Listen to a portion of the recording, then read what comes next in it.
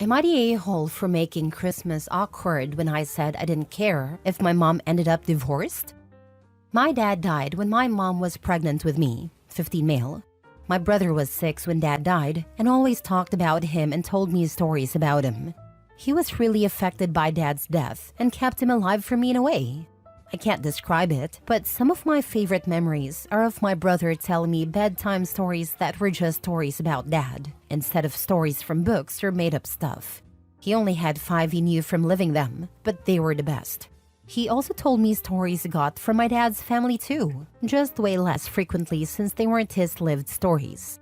The stuff made me feel like I still had a dad, even though I didn't have one with me. When I was 6, Mom met my stepdad and married him after 5 months of dating. He wanted a really fast family and wanted to adopt me and my brother. But my brother hated him for expecting it.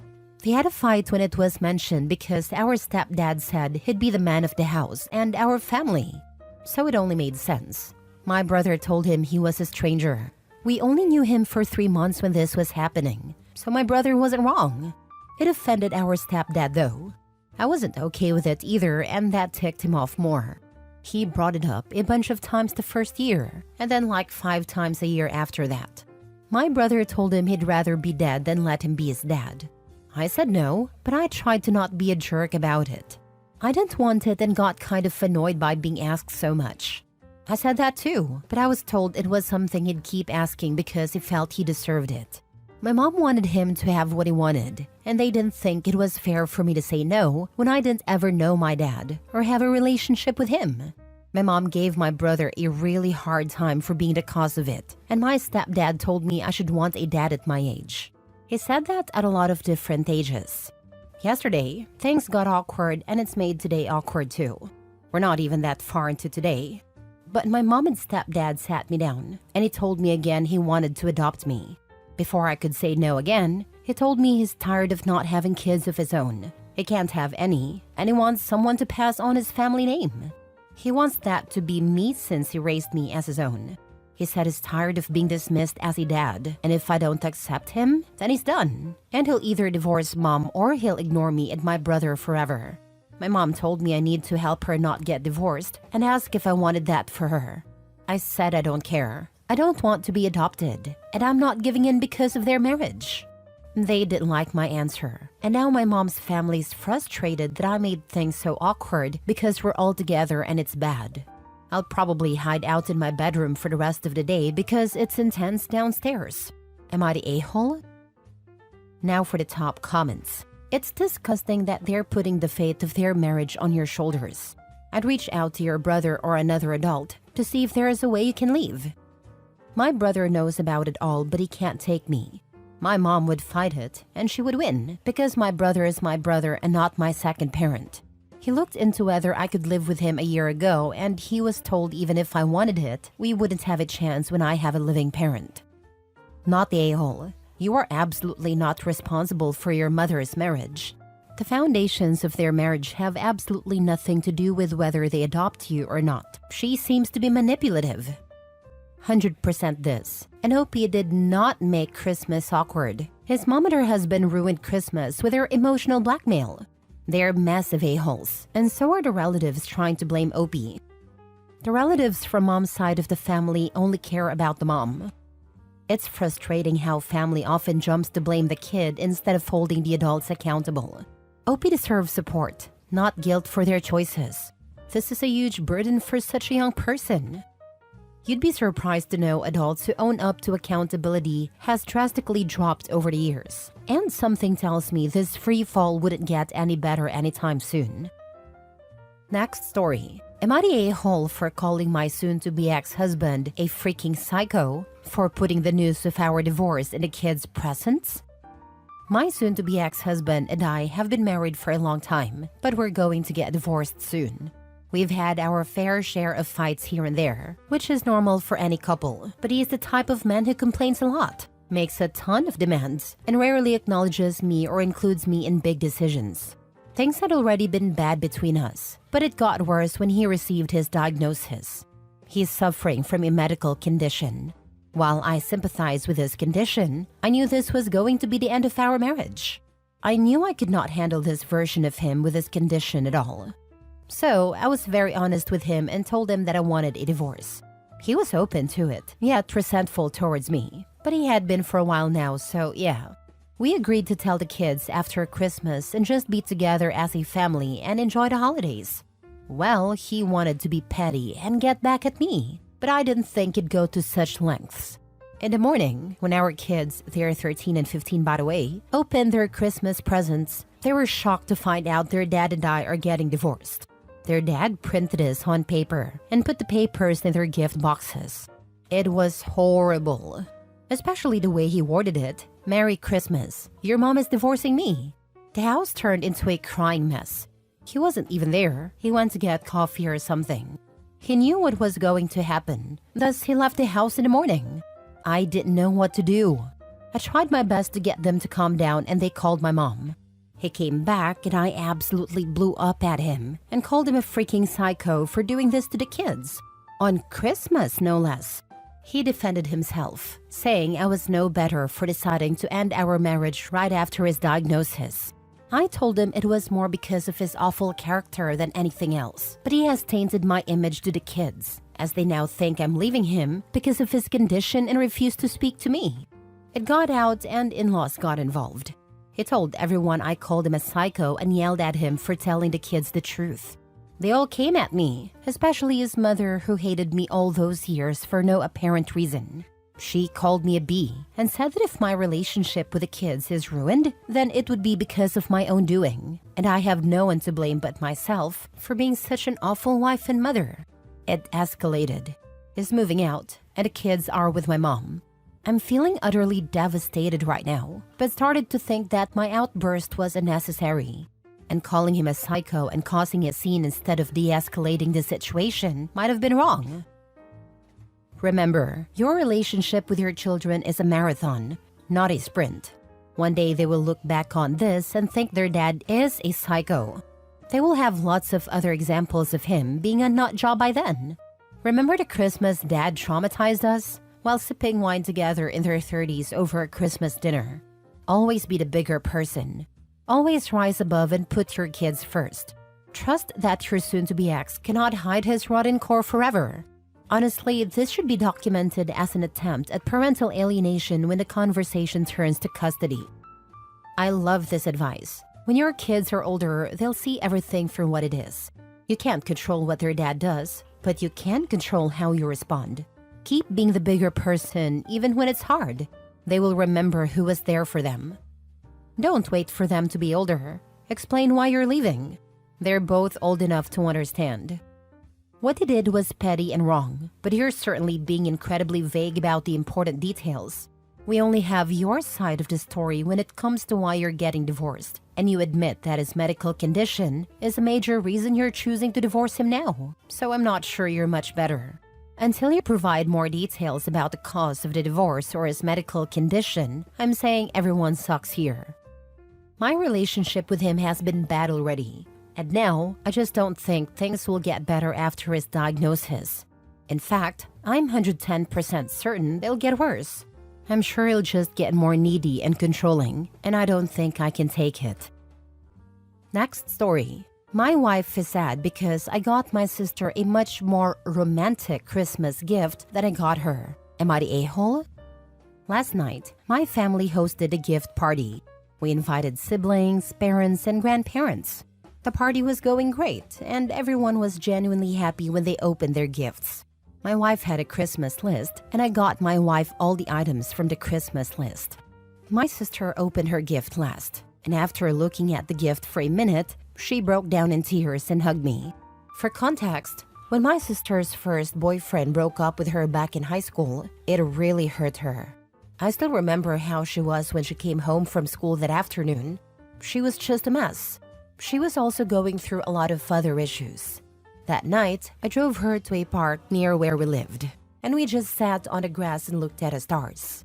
It was really emotional, and my sister still talks about that night occasionally. So, for my sister's Christmas gift this year, I got her a canvas of a customized star map of what the stars in the sky looked like that night. I also wrote a personalized note on that canvas. Everyone wanted to have a look, and they thought it was a really sweet gift. Well, everyone except my wife. Later that night, my wife told me how hurt she was feeling that I chose that romantic gift for my sister and not for her. I told my wife there was nothing romantic about that gift, and besides, that gift didn't even cost that much. My wife's Christmas gift list cost a lot, and I was happy to get my wife every item on the list. I just didn't understand why my wife was feeling sad.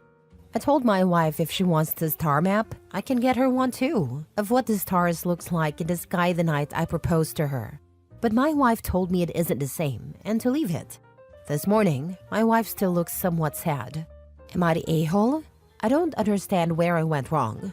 I thought we had a perfect Christmas. Now for the comments.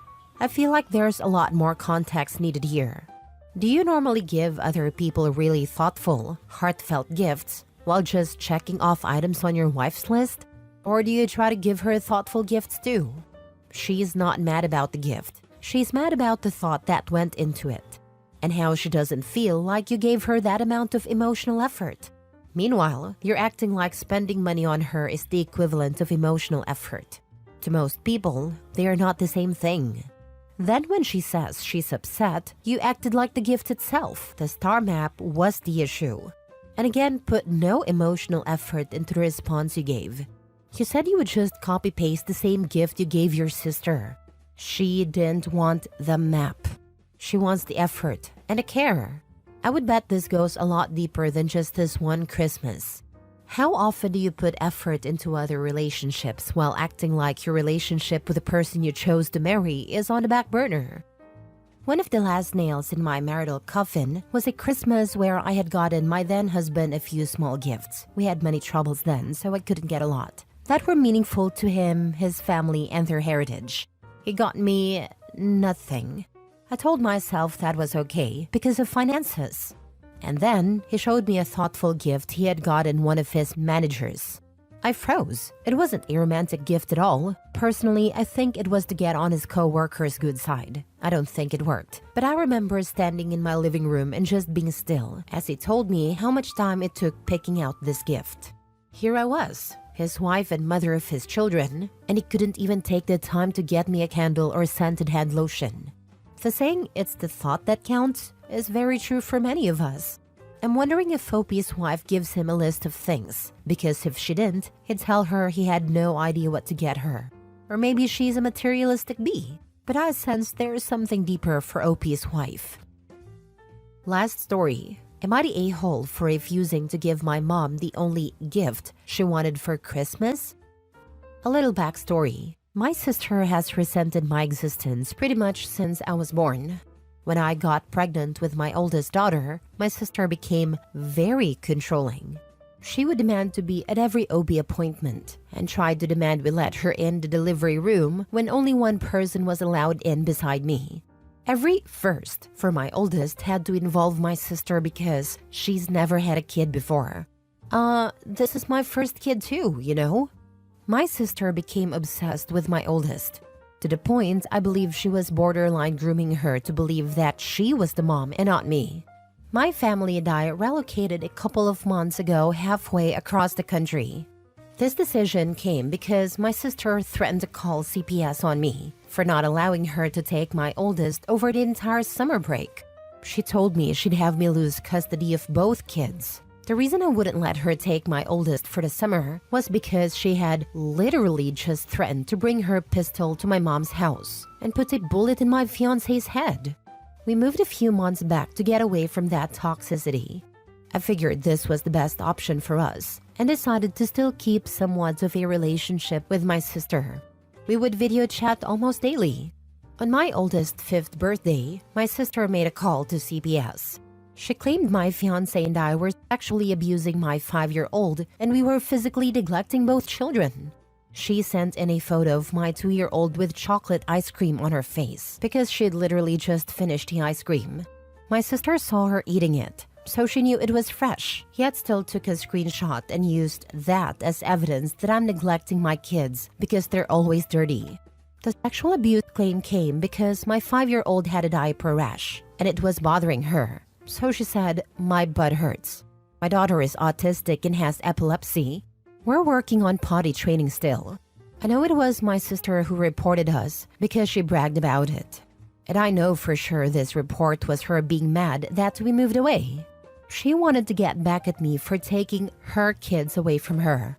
I decided it was best to go fully no contact with my sister. She tried to hurt my kids, and she hurt me and my fiancé pretty badly.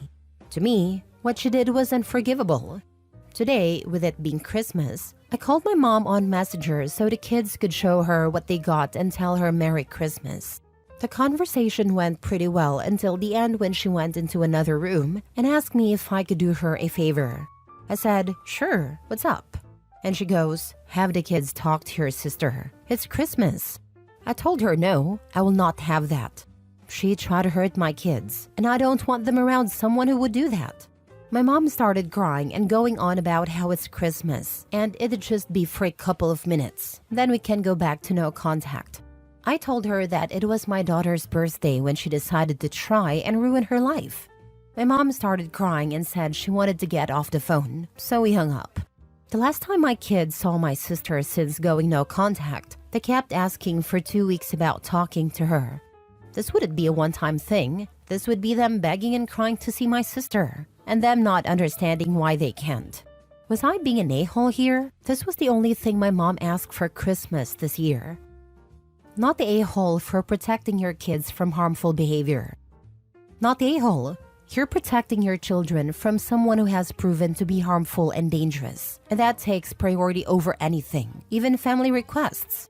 Your sister's actions, including the CPS report and threat, have had a serious impact on your family, and it's understandable that you would refuse to expose your kids to her.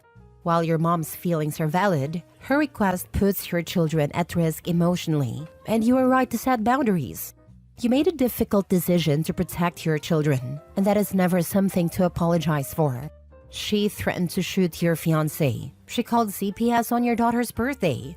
She has threatened to take your child. At this point, a restraining order is the bare minimum. She's dangerous. She could kidnap your daughter and unalive your fiancé in the process. Your reaction is weak. Tell your mom that if she ever pushes for your sister again, then you will need to reevaluate if she should be allowed near them too, considering she gives zero care about her safety. Not the a-hole. Your sister is mentally unstable, and your mom is enabling her. Your mom is the biggest a-hole in this. She should be getting your sister help instead of endangering your kids. I've strongly considered a restraining order and was about to go to the court to get one when I read that to do that, I have to provide my address. I felt it would end up being safer to move as soon as we could and not give anyone our address and only use a P.O. box if needed. If I didn't have to provide my address to get a restraining order, I'd 100% do that.